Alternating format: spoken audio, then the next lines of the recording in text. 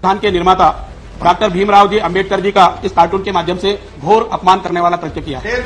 ये चित्र अगर आप देखेंगे तो इसमें नीचे जो लिखा है, हजारों लोगों की उपस्थिति में नेहरू जी कह रहे हैं उनको कि तुमको संविधान निर्माण के लिए 3 साल का समय दिया था और तुमने 3 साल में उसको पूरा नहीं किया, ये कहकर के कोड़े मार रहे हैं। ये घोर निंदनीय है, घोर आपत्तिजनक है। डॉक्टर अंबेडकर को कोड़े मारते हुए नेहरू का कार्टून। जी हाँ, क्या आप यकीन करेंगे कि आज जिन अंबेडकर के नाम पर कांग्रेस सुबह शाम राजनीति कर रही है, मनमोहन सिंह की सरकार में एनसीईआरटी की किताबों में उन्हीं डॉक्टर अंबेडकर को कोड़े मारते नेहरू का कार्टून दिखाया जाता था।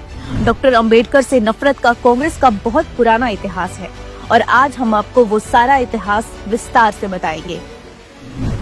संविधान सभा में डॉक्टर अंबेडकर को शामिल नहीं करना चाहती थी कांग्रेस।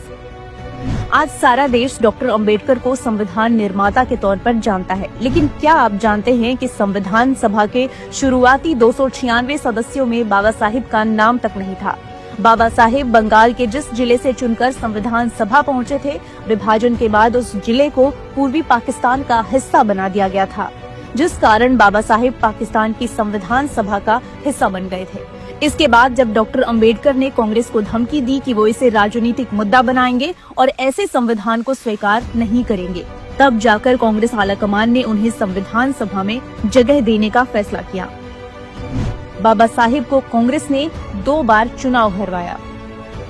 आज चाहे कांग्रेस हर चुनाव में डॉक्टर अंबेडकर का नाम जपे, लेकिन सच तो ये है कि साल 1952 और 1954 में डॉक्टर अंबेडकर को लोकसभा पहुंचने से रोकने के लिए पंडित नेहरू ने पूरी ताकत लगा दी थी।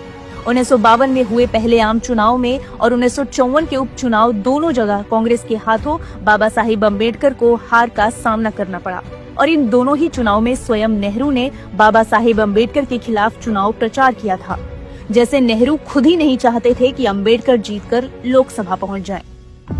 डॉक्टर अंबेडकर की मर्जी के खिलाफ जाकर धारा 370 की गई लागू। डॉक्टर अंबेडकर इतने दूरदर्शी थे कि जम्मू और कश्मीर को स्पेशल स्टेट का दर्जा देने का परिणाम क्या होगा, ये डॉक्टर अंबेडकर ने 70 साल पहले ही समझ लिया था। इसीलिए कांग्रेस और नेहरू की तमाम कोशिशों के बावजूद डॉक्टर अंबेडकर ने भारत के पहले कानून मंत्री और संविधान मसौदा कमेटी के चेयरमैन होने के बावजूद अनुच्छेद 370 का ड्राफ्ट बनाने से मना कर दिया। लेकिन इसके बावजूद नेहरू ने अपनी जिद के चलते इस अनुच्छेद को संविधान पर जबरदस्ती थोप दिया। देहांत के 34 वर्षों बाद मिला भारत रत्न। बाबा साहिब का देहांत 1956 में ही हो गया था, लेकिन उन्हें भारत रत्न के लिए 34 वर्षों का इंतजार करना पड़ा। कांग्रेस की सरकारों ने दशकों तक डॉक्टर अंबेडकर को भारत रत्न देने की मांग को खारिज करती रही। 1990 में जब गैर कांग्रेसी सरकार बनी, तब जाकर देहांत के 34 वर्षों बाद बाबा साहिब को भारत रत्न मिला, जबकि नेहरू इंदिरा सालों पहले ही अपनी ही सरकार में खुद को ये सर्वोच्च नागरिक सम्मान दे चुके थे।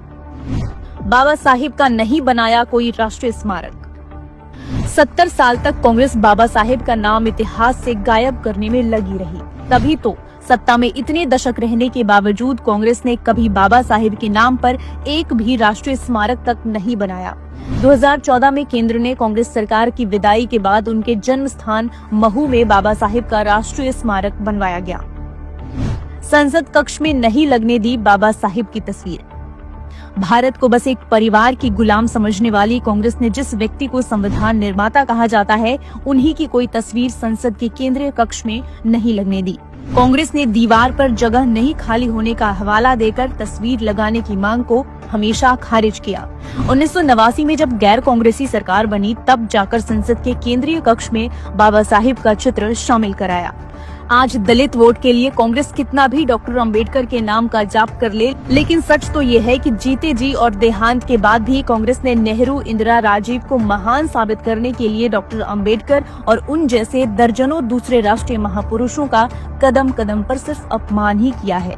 और उस अपमान को तो ना देश भूलेगा और ना ही उस अपमान के लिए कांग्रेस को कभी माफ करेगा। Mark yourself safe from Mahathagabandhan. Pledge now.